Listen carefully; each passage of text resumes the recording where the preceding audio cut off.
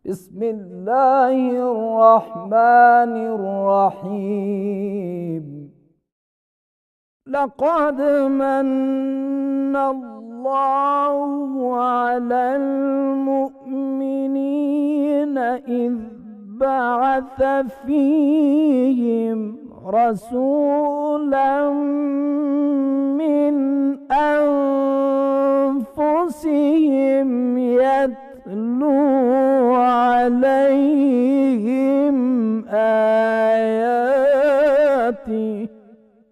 يتلو عليهم آياته ويزكيهم ويعلمهم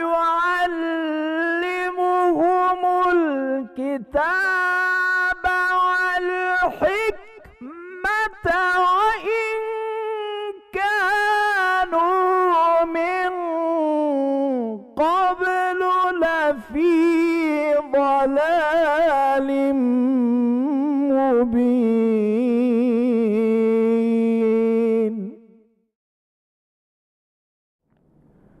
أعوذ بالله من الشيطان الرجيم. بسم الله الرحمن الرحيم. وصلى الله على محمد وعلى آله الطاهرين. أقول لكم السلام عليكم warahmatullahi wabarakatuh. Para pemirsa dan pendengar yang dirahmati oleh Allah Subhanahu wa taala, marilah senantiasa kita bersyukur atas segala nikmat yang Allah berikan kepada kita, dan marilah kita selalu berusaha memupuk dalam diri kita sifat-sifat yang terpuji.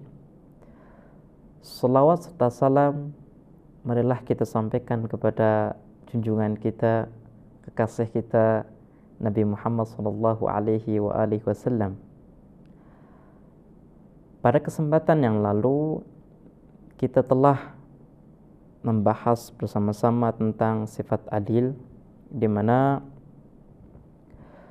Allah Subhanahu wa taala memerintahkan kepada setiap hambanya untuk bersikap adil kepada dirinya dan bersikap adil kepada masyarakat, terkhusus para penguasa, karena para penguasa itu adalah orang-orang yang memiliki peran yang sangat penting dalam perkembangan masyarakat, dalam kenyamanan masyarakat, dalam keamanan masyarakat, dan berbagai hal yang berhubungan dengan masyarakat. Artinya, kalau penguasa itu tidak bersikap adil, maka masyarakatnya akan mendapatkan kehidupan yang tidak bagus.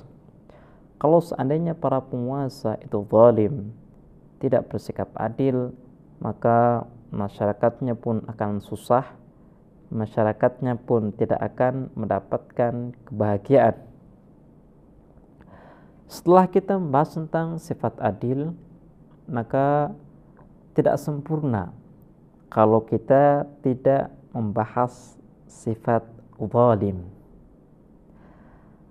Sifat zalim artinya seseorang tidak menempatkan sesuatu pada tempatnya, atau sesuai dengan istilah yang masyhur, sifat zalim artinya seseorang berbuat sesuatu kepada yang lainnya tanpa didasari dengan kebenaran. Allah Subhanahu wa taala dalam ayat Al-Qur'an berfirman, "A'udzu billahi minasyaitonir rajim. Bismillahirrahmanirrahim. Innahu la yuflihul zalimun."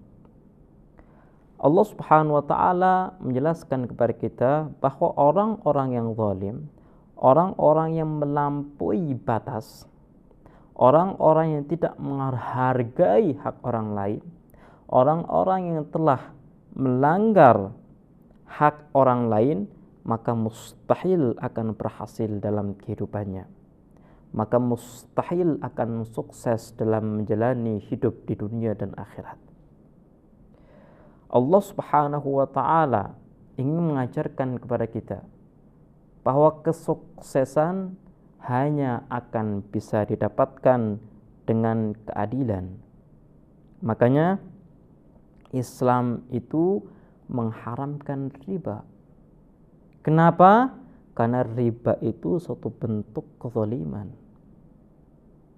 Orang itu meminjam kepada kita dan kita meminta kelebihan dari uang yang kita pinjamkan. Contoh, kita meminjamkan uang 5 juta kepada teman kita dan kita menuntut dan mengharuskan teman kita untuk melebihi dari apa yang kita pinjamkan. Kita menuntut dari teman kita supaya dia memberikan 7 juta kepada kita, padahal dia minjamnya 5 juta. Ini artinya riba. Dan ini diharamkan. Kenapa? Karena ini merupakan suatu bentuk kezaliman. Kita itu adalah satu tubuh. Yang namanya sosial itu kan satu tubuh. Sudah seharusnya satu dengan yang lainnya itu saling membantu. Bagaimana mungkin kita tega untuk menarik keuntungan dari orang yang susah?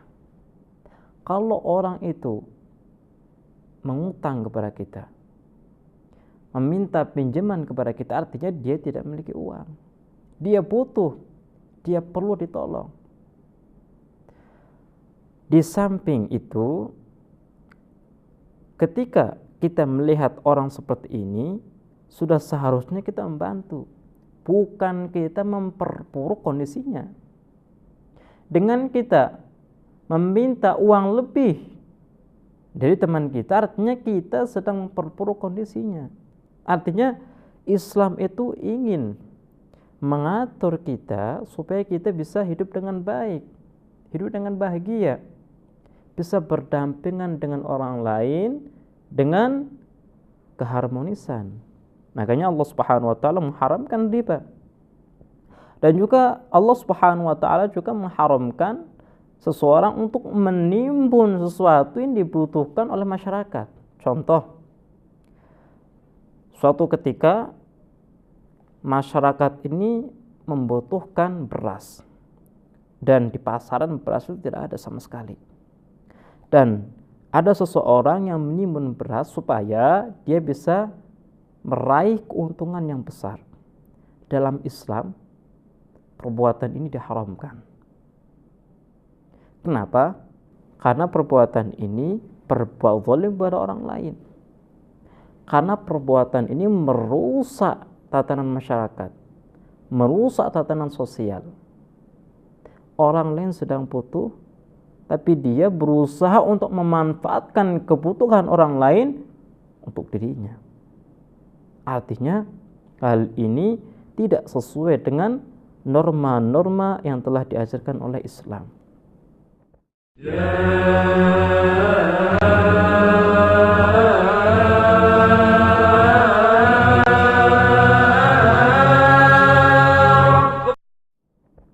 Kalau kita kembali kepada hati kita, maka pasti kita akan katakan praktek semacam ini adalah praktek yang sangat merugikan masyarakat.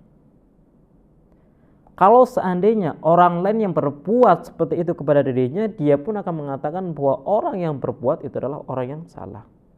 Orang yang berbuat adalah orang yang zalim. Artinya kalau kita kembali kepada diri kita, hati kita, nurani kita, maka kita menghukumi bahwa kalau seandainya seseorang menimbun sesuatu yang dibutuhkan oleh masyarakat dengan tujuan meraih keuntungan yang lebih besar, maka orang ini sedang mempraktekkan sesuatu yang tidak terpuji. Ini adalah kezaliman yang tidak diinginkan oleh Allah Subhanahu wa taala. Makanya Allah Subhanahu wa taala berfirman, "Innahu la yuflihudz zalimun."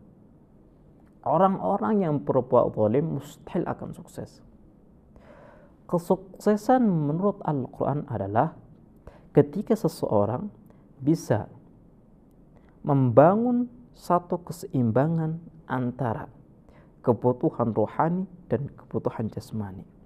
Ketika seseorang melihat bahwa masyarakat itu membutuhkan beras karena beras sudah tidak ada di pasaran, ketika dia menimbun beras supaya dia mendapatkan keuntungan yang lebih, artinya dia sedang mengotori hatinya dan dia sedang mengotori pribadinya. Meskipun dari sisi materi dia itu mendapatkan keuntungan, tapi dia sedang membunuh fitrahnya, sedang meredamkan cahaya ilahi yang ada pada hatinya. Dan ini adalah kerugian yang luar biasa. Manusia itu hakikatnya adalah jiwanya. Hakikat manusia adalah ruh. Lah kalau ruh ini mati, kalau ruh ini dia tidak bisa berkembang, dia tidak bisa mendapatkan makanannya, maka artinya ruh ini itu sudah tidak bisa dijadikan sebagai orang yang hidup. Artinya ruh ini adalah mati. Dan kalau orang itu berbuat zalim, artinya dia sedang membunuh rohnya sendiri. Lah, orang yang membunuh rohnya sendiri maka mustahil dia akan dikategorikan sebagai orang yang sukses. Makanya Al-Quran mengajarkan kepada kita, qad aflaha man zakkaha. Jadi dia yang mensucikan hatinya, menanamkan sifat-sifat yang mulia dalam hatinya, dialah yang berhasil. Kenapa? Karena dia sedang memberikan makanan kepada rohnya. Dia sedang berbuat adil kepada rohnya. Ini adalah firman yang pertama dari Allah Subhanahu wa taala. Kemudian yang kedua, innallaha la yahdil qaumadz zalimin. Allah itu tidak akan memberikan hidayah kepada orang-orang yang zalim. Pertanyaan, kenapa Allah Subhanahu wa taala tidak memberikan hidayah kepada orang-orang yang zalim? Jawabannya adalah karena hidayah itu butuh tempat. Hidayah itu suci. Hidayah ini butuh tempat yang suci pula. Kalau seandainya orang itu sudah berbuat zalim, artinya dia sudah mengotori hatinya, mengotori tempat hidayah. Lah kalau sudah seperti ini, apakah mungkin hidayah Allah ini akan sampai kepadanya? Tidak akan mungkin. Makanya Allah Subhanahu wa taala mengatakan, innallaha la yahdil qaumadz zalimin. Sesungguhnya Allah itu tidak memberikan hidayah kepada orang-orang yang zalim. Alasannya adalah karena mereka sudah menutup pintu untuk sampainya hidayah kepada mereka. Jadi bukan karena Allah Subhanahu wa taala tidak memberikan hidayah, tidak. Allah itu adalah Rahman, Allah itu Rahim. Allah itu selalu memberikan hidayah kepada siapapun. Tapi persoalannya adalah apakah orang-orang ini siap untuk menerima hidayah dari Allah atau tidak? Ini yang jadi persoalan. Kemudian ayat lain mengatakan, wallahu la yuhibbuz zalimin.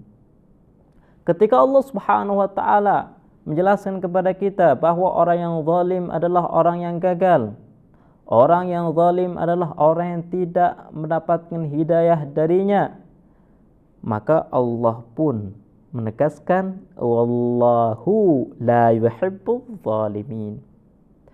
Karena kriteria orang zalim adalah kriteria yang tidak terpuji, maka Allah pun tidak mencintai orang-orang yang zalim. Allah adalah suci. Allah adalah zat yang baik, sumber kebaikan. Dan mustahil Allah Subhanahu wa taala akan cinta kepada kezaliman. Mustahil Allah Subhanahu wa taala cinta kepada kekotoran. Makanya Allah Subhanahu wa taala mengatakan, wallahu la yuhibbuz zalimin. Allah itu tidak suka kepada orang-orang yang zalim. Karena tidak ada kesesuaian antara Allah dan orang-orang yang zalim. Baiklah pemirsa, insyaallah kita akan kembali membahas tentang kezaliman di kesempatan yang lain. Kita akhiri. Wassalamualaikum warahmatullahi wabarakatuh. Allahumma anfa'na bil ilm wa zayyinna bil hilm wa jammilna bil afiyah wa karrimna bit taqwa. Inna waliyya Allahu alladhi nazzala al kitab وهو يتولى الصالحين برحمتك يا أرحم الراحمين.